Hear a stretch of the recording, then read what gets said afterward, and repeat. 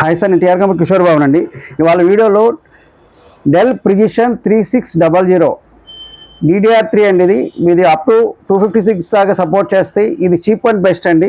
ఇదైతే మేము 64 GB RAM వరకు ఇస్తాం. 64 GB ర్యామ్తో సేల్ చేస్తున్నాం. ఇది 21,000 రూపీస్కి సేల్ చేస్తున్నామండి.